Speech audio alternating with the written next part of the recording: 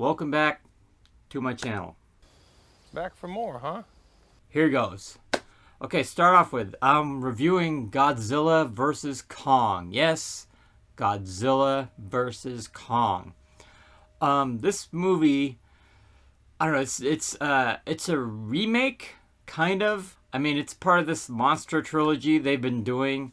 They did Godzilla, I think it was 2014. And then they did Kong Skull Island, and they did Godzilla King of Monsters.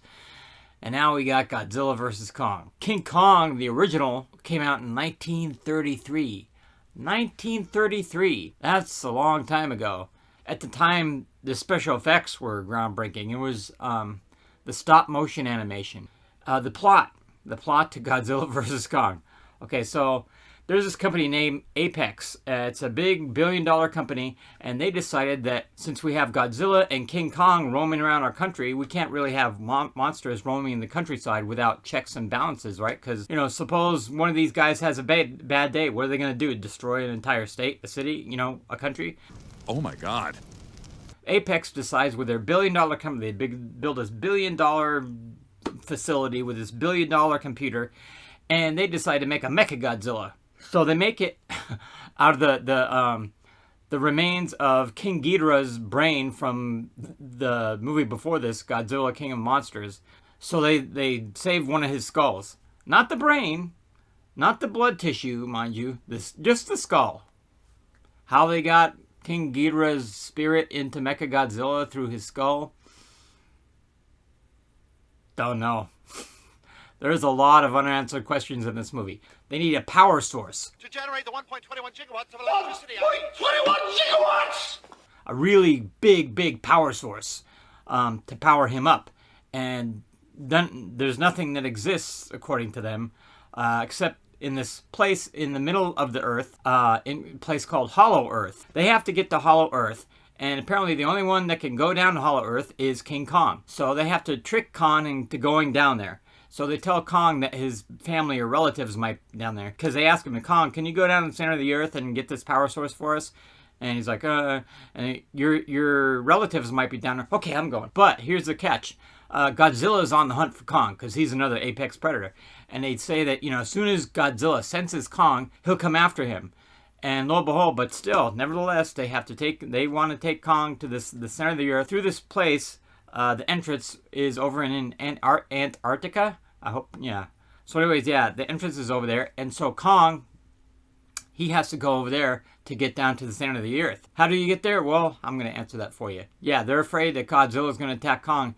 And the place where Godzilla usually hangs out is the ocean. So guess how they transport Kong? They transport him across the ocean. And so Godzilla attacks, you know, he finds out Kong, he senses Kong. He attacks, you know, Kong on the ocean. And then after that, they say, maybe we can transfer him by the air. King Kong's relatives had the technology to make the entrance to where Kong's got to go down in Hollow Earth by putting his hand on a wall and having it open. How do apes get that kind of technology? Who knows? But anyways, yeah, so Kong goes down there, he gets the power source, and then there's a double cross, and they tell the people that led them down there that they're going to use it to power up Mechagodzilla. They get in trouble, and Kong finds the glowing axe of thunder to use against Godzilla. And it just how it happens that the axe glows just like the plates on Godzilla's back. And not only that, but the axe itself, it looks like it's not made with blades, but it looks like on each side of the axe is some of the plates from Godzilla's back that serve as the blades for the axe. I think, okay, well, if Kong has that weapon, now he might have a chance now. Good for Kong. He might, you know, he has a winning chance against Godzilla. No. Nope. The axe only works when it's convenient for the movie for it to work. There's so many flaws in this movie. Yeah, for one thing, when Kong goes down to Hollow Earth, there's sunlight down there. How is there sunlight down in Middle Earth? Explain, directors, explain this to me. How is there a sun down in the middle of the earth? How? How is that possible? What's the light source down there? Is there a sun? I mean, is it as big as the sun that, sheds light on the Earth? Our Earth? Planet Earth? Is it big or is it smaller? Hollow Earth can't, circle around the sun, can it? Because it's in the Earth. It's inside the Earth. It's inside planet Earth. So, it doesn't rotate. It's just there. Explain that to me. I have exorcised the demons. I realize with fantasy movies, you have to have a little bit sensation of disbelief. Where I get upset is if it goes against the laws of physics, where most most nowadays do, or the laws of logic. King Kong's relatives, how they have the technology to make a wall that's hand activated, and not only that, but when Kong gets the axe to access the power that he needs, he places the axe in a groove carved out in the ground, apparently by his relatives. So yeah, Hollow Earth. They could have just had him go to Skull Island and would have made more sense. Have the power source underneath Skull Island. Have Kong go back to his native island. That's where they found him. 6 writers wrote this damn thing. 6. Maybe 7. There was three writers came up with the story, and then 3 worked on the screenplay. A story comes from one person. One. How many books or novels, classic novels, in literature, that you know of, are written by 6 people? 6 authors are on the cover of the book. Even with 6 people writing the script, there is no funny parts in this. There is none. How could this be? Oh, it be. 6 teenagers trapped inside 6 adult bodies. That's how this movie was written. The fight scenes they're a pleasure to watch, man. I've never seen better monster fight scenes ever. Godzilla versus Kong, and then, add Mechagodzilla into the mix. I loved watching those scenes. There's some people that are Godzilla fans, and they will love this movie just because of the fight scenes. No matter what takes place outside of those fight scenes, it wouldn't matter if it was Hollow Earth, or if the power that they needed to power up Mechagodzilla was found in the Kingdom of the Crystal Skulls, and it was Jar Jar Binks that led them there. This way. Hurry. 2 fight scenes that are filmed really good does not a movie make. You have to have a story. You have to have good acting. You have to have good music. You have to have characters that are interesting. You have to have character development, character arc. Alexander Skarsgård could have phoned in his performance. I mean, you could have gotten anybody to play his role. Fucking David Beckham with his You ever heard David Beckham speak? It's like he mouth sexed a can of helium. The only actor that I was kind of interested in, but they didn't give her any screen time. Millie Bobby Brown, and you guys know her from Stranger Things. She played 11, and she is spot on with her emotions, her line readings, her delivery. The writing sucked. It sucked bad. The costumes, nothing great there. I mean, you can. Godzilla's got nuclear powered radiation breath that he can breathe on him. Is there any question who's gonna win the fight? It's like Godzilla versus Bambi. Yeah, the little girl in real life, she's deaf, and she plays a deaf girl in the movie. And she communicates to Kong through sign language. How do we know that Kong's communicating back to her? He does. We only see him do one sign, and it's this. Apparently this means home. I don't know. I don't know sign language. This means home? I don't know. This is all we see Kong do. Yet the subtitles, when they're talking, is saying it means home. But we as the audience know that this means home. How do the people that don't see the subtitles in the movie, the characters, how do they know that Kong's communicating? All we see him do is this. He's not only this. As far as they're concerned, he's scratching his head while she's talking to the little girl.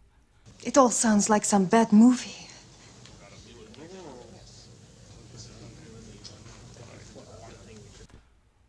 My God, this movie... I swear to God, this movie's dumb. I know I'm going to get hate comments for this. The little girl in this, she's adorable. She is freaking adorable. Even though she's so cute, and when you see her face, you just want to go, "Aww." She's so adorable. She can't act. She can't act. Godzilla jumps up out of the water, takes Kong back in underneath the water, underneath the ocean. Godzilla can breathe down there. Kong can't. They see this happen. The director cuts away from the fight to get their reaction. After Kong gets taken under the water and Godzilla's about to drown him. Here's their reaction. That's it, man. That's their reaction. Even the little girl's like... She doesn't even look concerned. She's just like... What they needed is either a better script or better actors or both. Okay, Hugh Jackman, if he was in this movie, you want to know how he would react to Kong? Seeing Kong, his only defense against Godzilla at that time. Yeah, Hugh Jackman, he would know how to react to that. Wouldn't you, Hugh? Show him, Hugh Jackman, how it's done. No! No! Yeah, so that's how you react to something bad that happens in a movie that your character witnesses. That's how you react. Get the young little girl who starred in Pacific Rim. Man, you want to talk about an actress, a little girl, a little child actor that can act their freaking butt off? That's her. She can act. You watch any scene with her, all the scenes with her in Pacific Rim, she's crying. She's like full of emotion. The last time I saw a real live ape at the zoo, he was flinging poop at everybody. He was flinging poop against the walls, out at the people. They keep him in this big, huge, like, dome place. You discover in the beginning, it's like in the Hunger Games. That's where they got Kong in, man. I mean, this place has got to stink. You know, who cleans up Kong's poop? The stuff you don't want to think about when you're watching a movie like this. Like the way Commissioner Gordon tells Batman that he just took a poop. Ugh. I had a really, really hard time watching the non-fight scenes in this movie. Like an old man trying to send back soup in a deli. It almost crosses that line. It almost crosses the children's theater line. It's just, I don't know. You and I both know we've seen all these kinds of movies before. It's like they make something to control something else, and then the thing they want to control gets out of control, right? Happens all the time. Here's the thing, though. You would think this billion-dollar company, the intelligence of these people that can build a Mechagodzilla and then build a computer that controls it and that can like transport the spirit of King Ghidorah into this thing, you would think they would have enough intelligence to build a computer, the computer that controls this thing, not to be compromised by simply spilling some alcohol or a cup of coffee through the vents of the computer, which are like accessible, like right on the console. You would think the guy, this actor from Deadpool 2, the fire guy, him, they don't even need him in the movie. He's useless. They could have just like not cast him. They could have just had Millie Bobby Brown commandeer a vehicle by herself and drive to the facility by herself. They didn't need this other guy. I don't even know why he's in the movie. They could have saved like, I don't know how much money they had to pay him, but he does nothing to this movie. He doesn't add comedy. He doesn't have any interesting lines. He doesn't give Millie Bobby Brown any real support. He's not a love interest of hers. Adam Wingard. So Adam Wingard, watch a few movies, dude. Watch a few movies. Watch a few monster movies and see how they're done. Okay? Yeah, and here's another thing. You guys know how I hate lazy filmmaking and the Steadicam work. It's in here, man. When I go to the supermarket, say I want, I'm going down like the breakfast aisle, I'm looking for breakfast cereal. I'm not going, where's the Cinnamon Toast Crunch? Where are those boxes? Where's the Cinnamon Toast Crunch? Okay, here it is. Let me get the fucking milk. Where's the milk? Oh, it's in the other aisle. Human beings don't see like that, dude. They look like, they just see like this. I like Adam Wingard. He's done Death Note, which sucked. Man's got to know his limitations. So anyways, that's my review. I hope it was informative, guys. Yeah, watch Godzilla vs. Kong if you want to. Why do you think audiences will be stupid enough to swallow this? I'm not recommending it. Yeah, do me a favor.